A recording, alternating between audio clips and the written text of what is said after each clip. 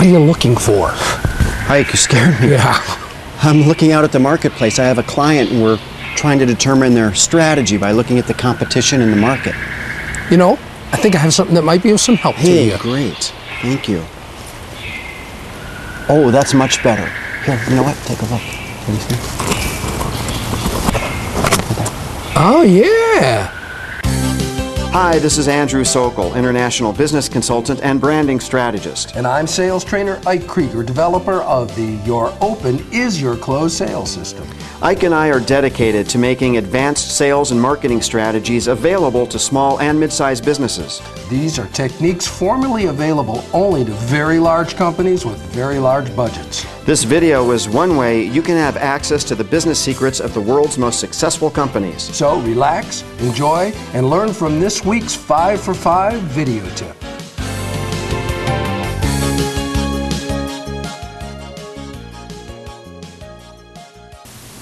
This week's question comes from one of our 5 for 5 subscribers, Jenny. Hi, Jenny. And her question is, how do I know what my strategy should be? Keeping in mind that over the last couple of weeks we've been talking about strategy. I know that we discussed backward marketing and also backward radio. So it seems to be a recurring theme. So what answer can you give to Jenny to help her with an issue of how does she find out her strategy? Strategy is something we've been talking about, and it will be a recurring theme in future 5 for 5 videos because it's fundamental to every aspect of your business, whether it's sales and language or whether it's branding and marketing.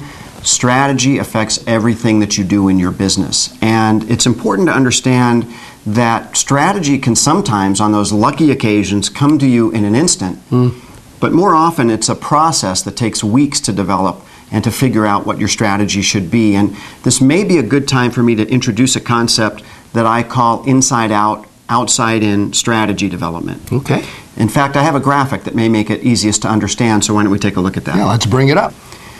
Well, what you're seeing on the screen right now is a little character I affectionately call Microscope Man. And he represents what most businesses, large and small, do when it comes to trying to figure out what their strategy should be. And it's the technique that I recommend you not use. Do not use. Do not use this technique, because what it represents is looking inward at your company. That is, looking inward at your products, inward at your benefits and features, and then trying to convince the market that your product or service is better than the competition based on that inward analysis.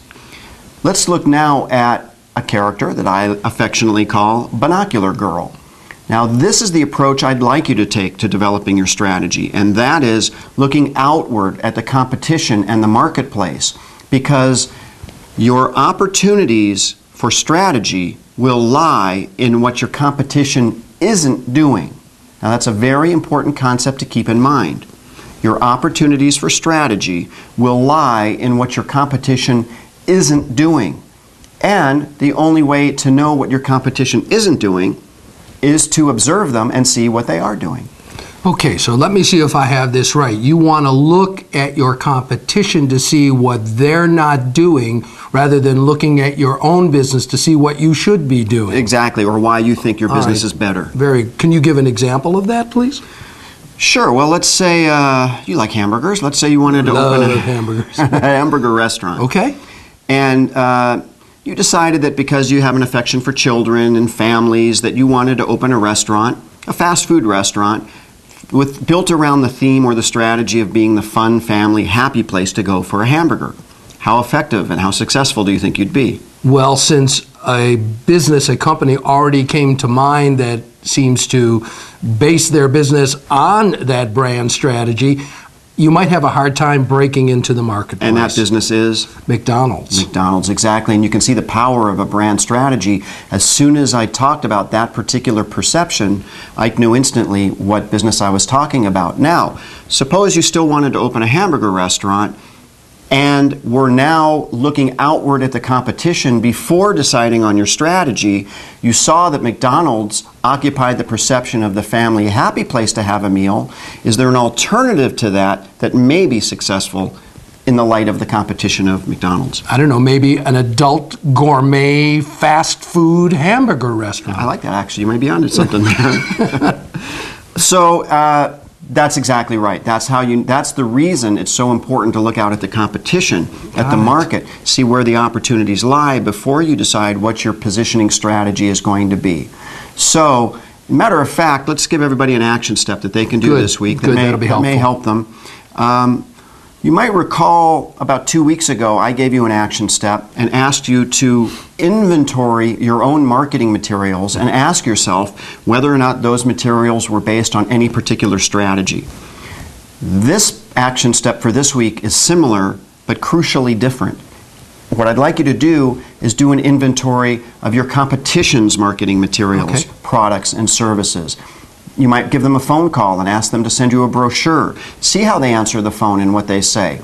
Visit their location if they have one. And begin to do an inventory and ask yourself whether or not their materials are based on any particular strategy. So your action step is do an inventory of your competition's marketing materials, products, and services, and determine if they're based on a particular strategy. And one of the things that we have found in our research is that many of the companies that we perceive as competition really have no strategy in place at all. Well, that's the good news aspect of this, is what you might find is as you do this inventory of your competition, nobody holds any particular position, and you may have a wide open variety of choices. But we're going to talk about how to analyze and determine that in future 5 for 5 videos. For now, thanks for joining us this week. We'll see you next week. I'm Andrew Sokol. And I'm Mike Krieger. Have a good week. Take care. Bye.